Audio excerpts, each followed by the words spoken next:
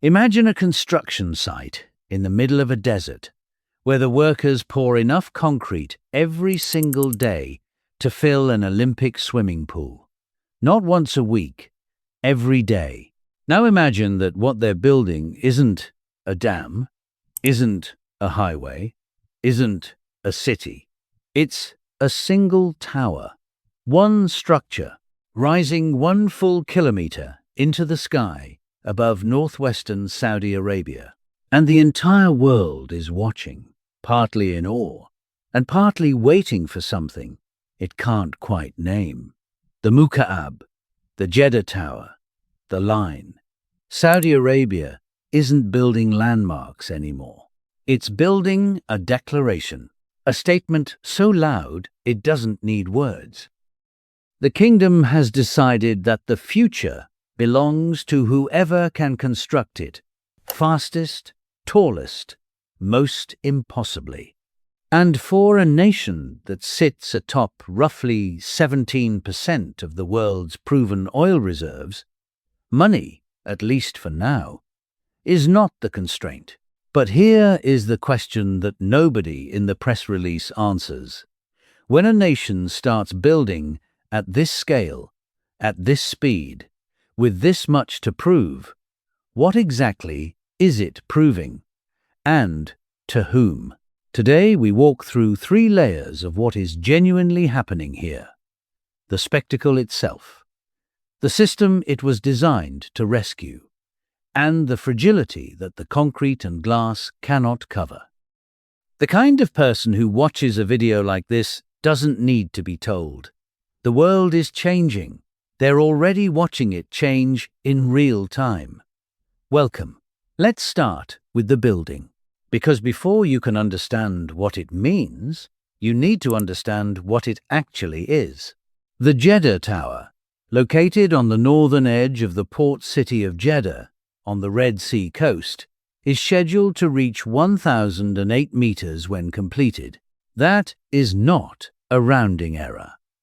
1,008 meters.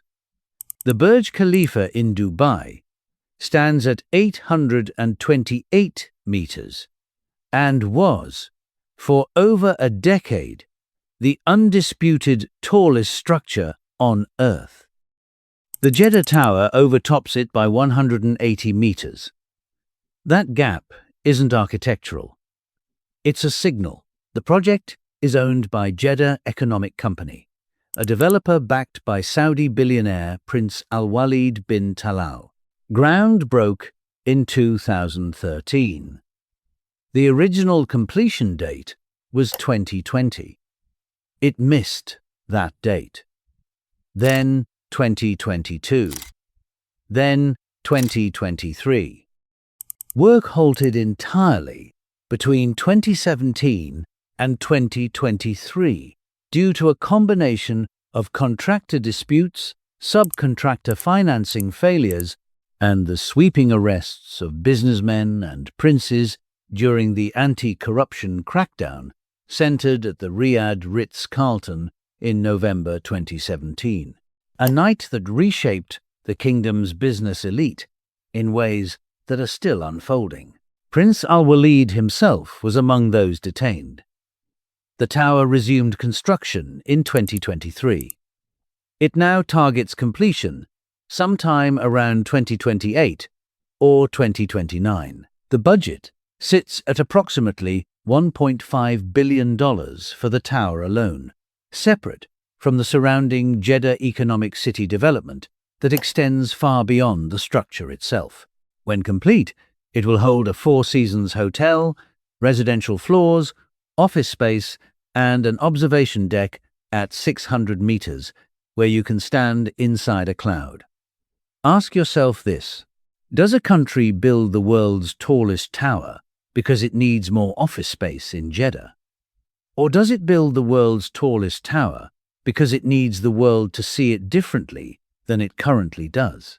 This is where the spectacle ends and the system begins. Saudi Arabia's economy in 2023 generated roughly $1,060 billion in gross domestic product. Of that, oil and gas revenues accounted for somewhere between 60 and 70% of government income, depending on the price per barrel in any given quarter. That single dependency is not a secret. Saudi leadership has known about it for decades. King Abdullah launched reform discussions. Crown Prince Mohammed bin Salman, known widely as MBS, turned those discussions into a document called Vision 2030, announced in 2016. The vision is a restructuring program built around one central promise: reduce oil dependency, build a diversified economy, create private sector jobs for a young population where roughly 63% of citizens are under 30 years old. To do that, the kingdom needs foreign investment. It needs tourists. It needs a global image that says modern, open, ambitious. Not oil state, not transit point, not fragile. The Jeddah Tower is not just a building. It's a brand asset. Every photograph of that tower, rising above the Red Sea, is a piece of marketing material for Vision 2030 that no advertising budget could purchase. And Saudi Arabia understands this precisely. NEOM, the futuristic city in the northwest corner of the country, carries a projected budget of $500 billion. The line, a component of NEOM, proposes a city 170 kilometers long, 900 meters tall, and just 200 meters wide. No cars, no streets, climate-controlled interior. It reads less like urban planning and more like a proof of concept for a different kind of world. Whether it ever gets fully built is almost a secondary question. The image already exists. The image is already working. But images have maintenance costs, and that is where the numbers begin to resist the story. Leave the tower behind for a moment and look at the people beneath it. Fatima is 26 years old. She holds a business administration degree from King Abdulaziz University in Jeddah. She speaks English, Arabic, and some French. She applied to 41 private sector positions in 2022 and 2023. She received 6 interviews. She received 1 offer, a junior administrative role at a logistics company in Riyadh, paying a monthly salary that, after housing, transport, and phone, leaves her with approximately $300 of discretionary income per month in a city where consumer prices have risen noticeably since the introduction of value-added tax in 2018. She watches the tower going up from a highway overpass on her way to work. Ahmed is 53. He spent 20 years in a government administrative role which paid reliably, came with benefits, and asked little of him in return. His department is being restructured as part of Vision 2030's push to reduce the public sector wage bill. He's been moved to a consulting contract. The pay is higher on paper. The stability is gone.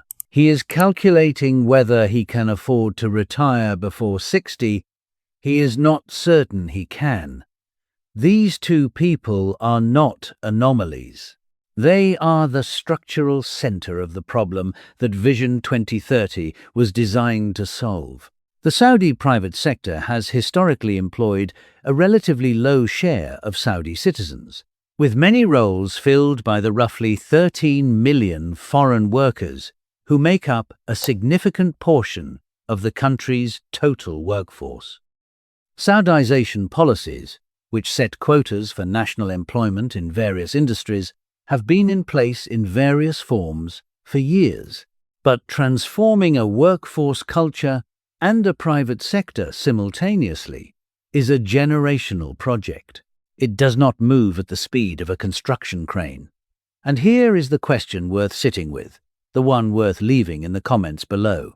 If you were a young Saudi graduate in 2024, watching a $500 billion desert city being designed from scratch, while your job application sat unanswered, what would you believe about the promise being made to you? Does a 1-kilometer tower feel like your future? Or does it feel like someone else's? This is not a minor tension. It is the central wager of the entire project. Saudi Arabia's sovereign wealth fund, the Public Investment Fund, held approximately $750 billion in assets as of 2023. MBS chairs it personally.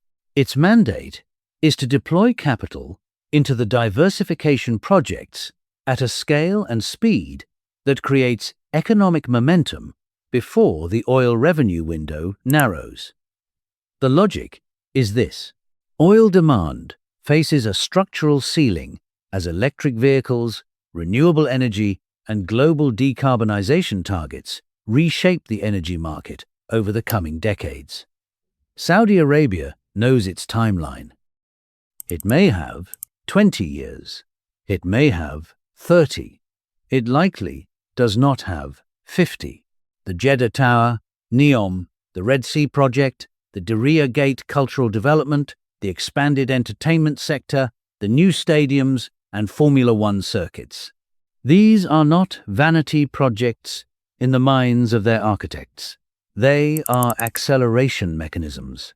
Build the image fast enough, and the investment follows. Attract the investment, and the diversification becomes real.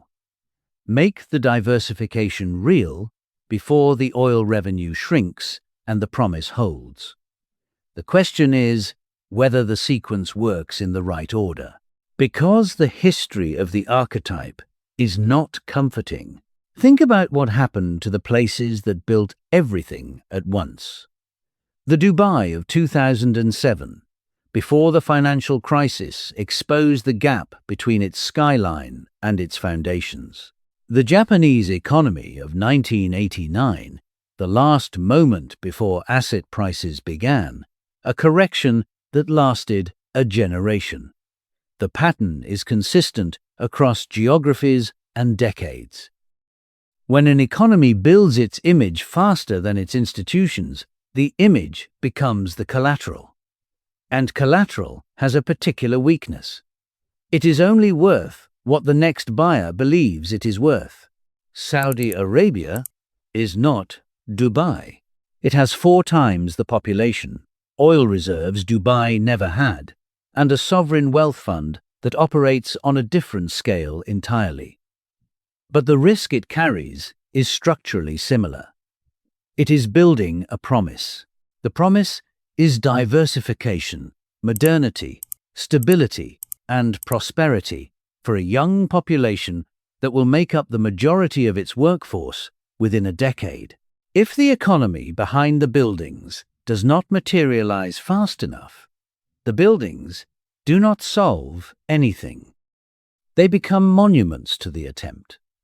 Would you invest in a country whose most visible assets are things you can photograph but cannot yet live or work inside? And if enough investors answer that question with hesitation, what happens to the timeline? Here is where the analysis reaches its most consequential point. The oil price is not a stable foundation. It never was. In 2020, when prices briefly turned negative during pandemic-era demand collapse, Saudi Arabia ran a budget deficit of approximately $79 billion in a single year. The break-even oil price, meaning the price per barrel needed to balance the Saudi national budget, was estimated at around $70 to $80 per barrel through the early 2020s. Global oil markets are volatile by definition. The history of oil states betting their social contract on a price floor is not encouraging. What Vision 2030 is attempting is genuinely rare. A petrostate that knows the commodity is finite trying to transform itself from the inside before the transformation is forced from the outside. There are almost no successful historical examples. Norway built its sovereign wealth fund on oil and invested it conservatively in global diversified assets.